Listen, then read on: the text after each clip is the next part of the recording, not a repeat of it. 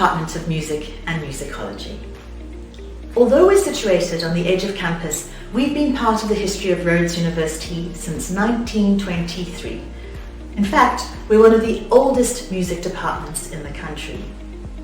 Alongside the International Library of African Music, we offer our students the opportunity to experience music from our own country, and we're proudly South African in our approach.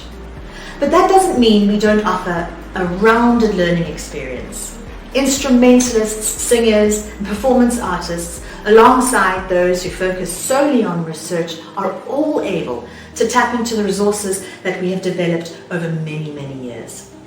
So if you are looking for a proudly South African university, this is the one for you.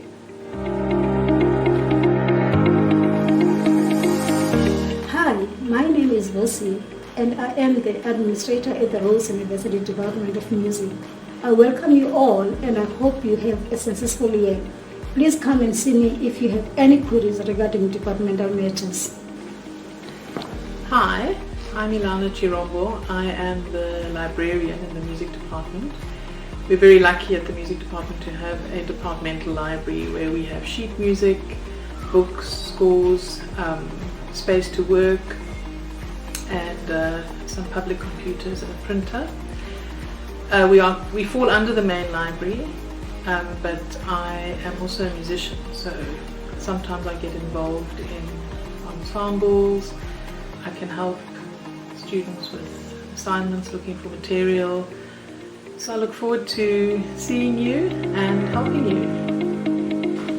Hello, I'm Dr. William Fourie from the Department of Music and Musicology here at Rhodes University. I'm sort of invested in the department in two different ways. I do some undergrad teaching around the musicology subject, and I'm the coordinator of postgraduate studies here at our department. And my main aim here is really to think through music as a kind of intellectual field, a field of research. And so I try and create an environment for our students in which they can progress from undergrad all the way through to postgrad, thinking intensively about the place of music in our society, its sort of aesthetic value, but also its cultural value, and asking some of the sort of difficult questions around what music means to us. We have a really rich research program here around music, touching on various forms of music, from African music to Western art music, to various forms of popular music. We even have students working on music for deaf people. So if you're interested in pursuing music as an intellectual research project, this is the department for you. Hello everyone, I'm Dominic Dowler. I'm a lecturer in musicology here in the department.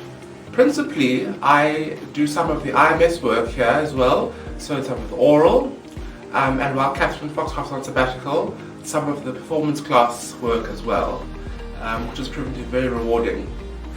I also have been doing Music Theory Analysis 1, which is pretty much an entry-level course, so people without prior knowledge of theory can enter it. But it means you must be fully committed to that course, because it does accelerate in the second semester. You will see theory is not separate from the practical element at all. In fact, you will see there's far more integration into what you're going to be doing in your practical studies. So many masterclasses you'll see when someone asks you a question. You'll be asked, what is the form of this? What procedures does this composer use? And that is where you will draw from your theoretical knowledge. So you must always think about that. You will walk out of here a fully rounded musician, someone who is able to think critically, and someone who is able to, at the same time, be creative, but at the same time employ great academic rigor when thinking about music, which is all that is needed in a very competent performer.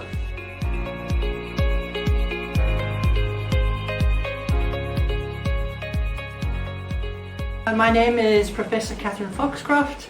I am the coordinator of a course called IMS, which is the Instrumental Music Studies. This is one of the two practical courses we offer in the music department, and the other one is Sound Technology.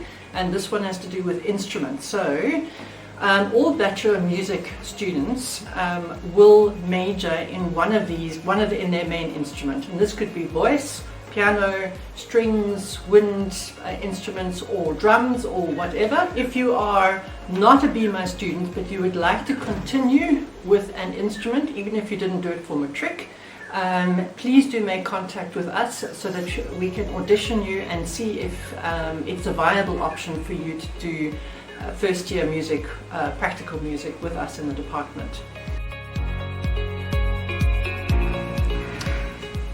People ask me why I study sound technology. What can sound help them? What can it help them in their future careers? And I think sound is everywhere. If you stream something on your phone, if you watch TV, if you're standing in the shop and you hear music playing, if you're watching a movie, if you're watching a series. In fact, everywhere in the world is sound. Here at Rhodes, we offer sound technology as a 3-year course, a 3-year major. The 3rd year will be starting next year. It's just a new major, I'm very excited to say. We have a semesterized first year sound tech, which will be an introduction into sound, how sound is made, produced, how it is recorded, and also we'll touch on some audio-visual production techniques.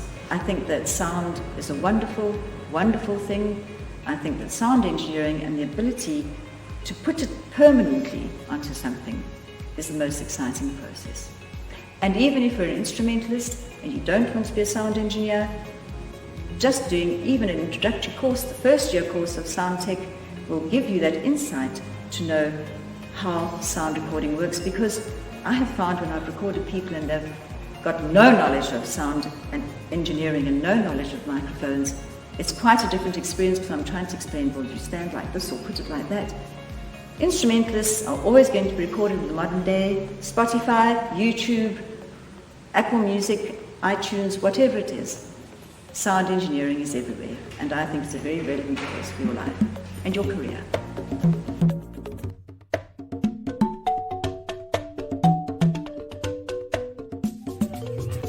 Welcome to the International Library of African Music.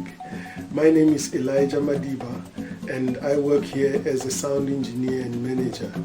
ILM is an institute of African music. Our focus mainly is on African music studies, but in the course of ethnomusicology. And so what we have here in the building is an archive which houses recordings from various countries in Africa. And those recordings are made available for research purposes and also just for listening purposes. If you want to listen to the recordings, you can come into ILM and you can listen to that, get some inspiration. Maybe if you want to make a composition of yourself and you want something to inspire, you can use those recordings there. But also what we do is teach African instruments within the course called IMS, which is run by the music department. We teach how to play different instruments from different countries, and all that feeds into the IMS course, which is by the music department. We've got programs that we run throughout the year. You've got to watch out. Usually we've got concerts that happen every term that you can be part of, and other community-based kind of projects too that we get involved in. But this is in short just what ILM is and what we are doing here.